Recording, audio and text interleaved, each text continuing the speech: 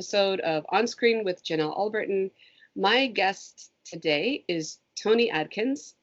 I first saw him dancing on Instagram, and I started following him, and I would just go to his account and check it out and see, you know, what has he done this week. It's just a lot of fun to remember that there are people out there who understand the importance of laughter and dance, and especially in the hospital setting, it's so important.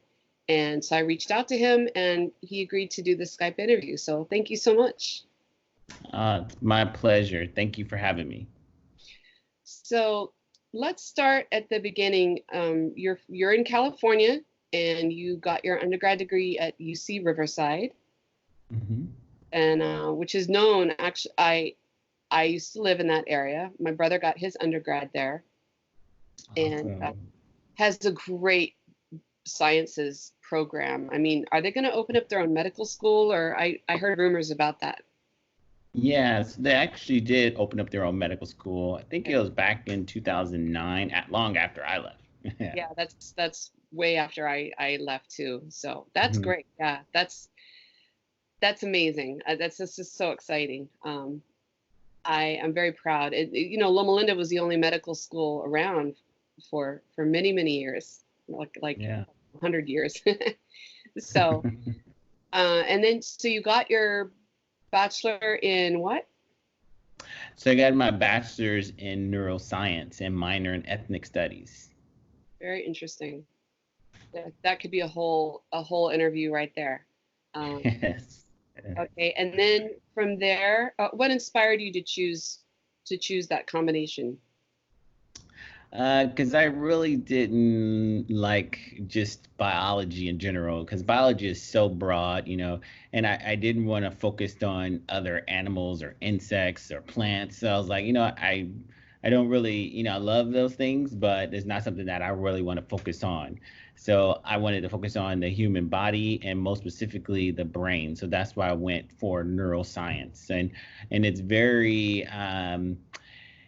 focused on the brain, and the primary brain will be the human brain. But then we do discuss about different animals and things like that. But our primary focus was the human brain, and I love the way the human brain is.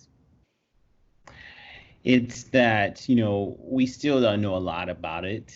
And the way that we figure a lot things that are going on with the brain is, now that I'm in neurosurgery and patients have strokes, patients have brain tumors, they have epilepsy, and part of the brain gets infected based off of where the stroke is, based off where a tumor is. Without me getting an image, I can know where the defect is at. So with that, you know, you know where to go. You know, if the left side of the body is affected by the right side of the brain, so you know something's going on in the right side of the brain. And it's, you know, so intriguing how the brain, especially with kids, how it can take a big hit, and then we take things out, and then the brain can rewire to the other side. So with adults, where there's not much plasticity, if we get a stroke around our area where our speech comes from, then it won't come back. But for a kid, it can jump to the other side. So it's pretty amazing. Tell us a little bit about the corpus callosum and the difference between men and women.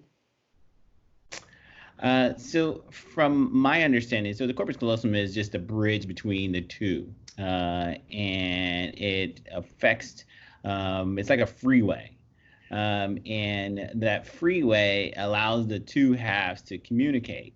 But there's some individuals that don't have a corpus callosum, so they don't have it, so their brains act independently from each other, and some of them have a lot of different behavior issues, as well as their brain functions differently.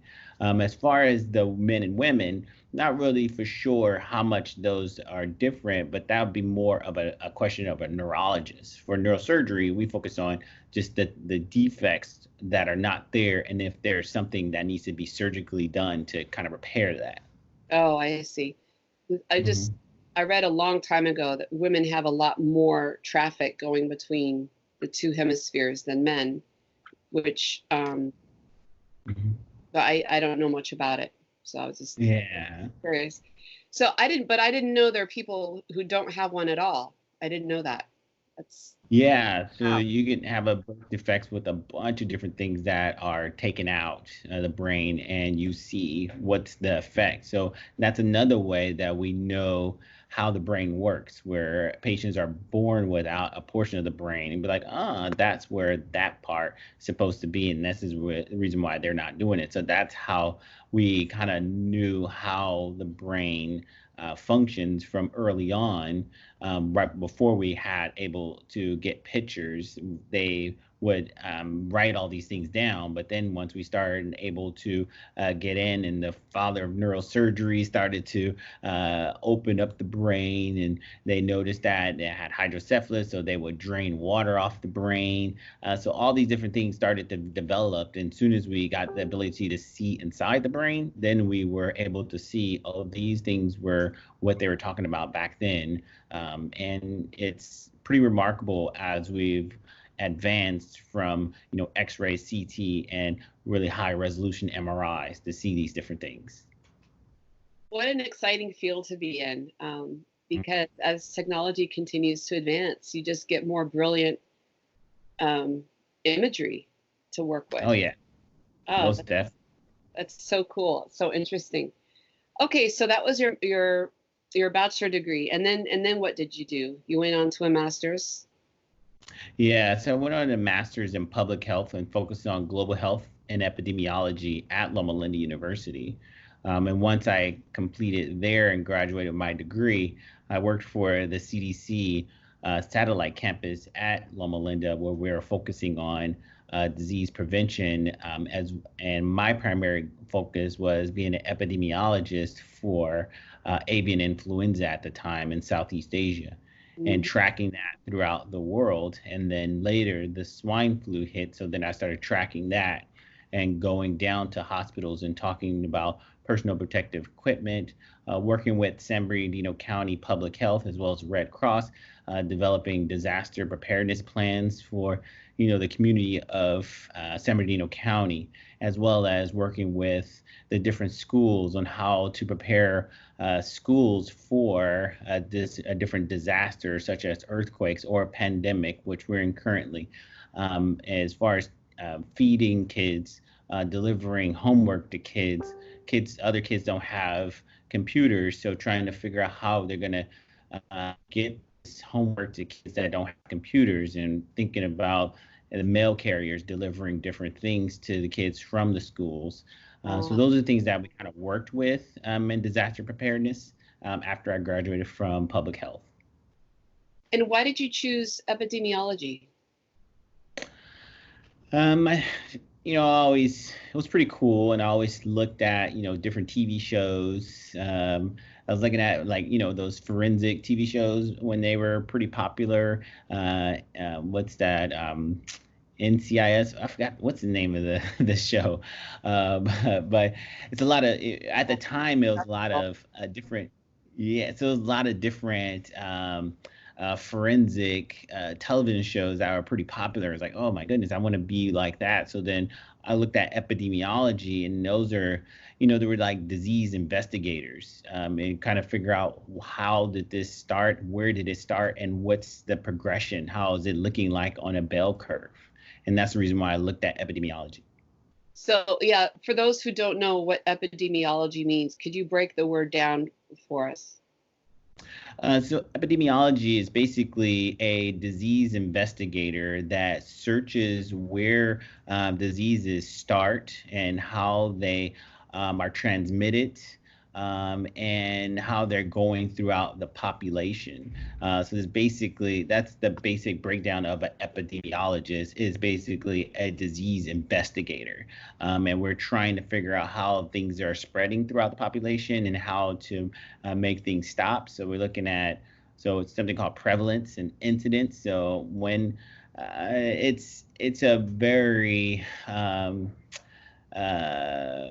you're like a police for diseases. So things start up, epidemiologists go there to kind of figure out what's going on and how it started. And while doctors are in the hospital, the epidemiologists are focusing, their focus is around the world, looking at these different diseases and trying to figure out how to make it stop growing throughout the population. While public health is focusing on the population, a healthcare provider is focuses on the individual. So we, as public health officers, focus on different type of programs that kind of help the population, like cigarette smoking. That's why we put warning signs on cigarettes, as well as drinking water. Somebody long time ago had to figure out, why is this drinking water getting dirty and nasty and everybody's getting diarrhea from it? Epidemiologists had to go search and figure that out and said, this is the reason why. So that's what epidemiologists, as well as public health, is focusing mostly on the general population, while the medical doctor focuses on one individual.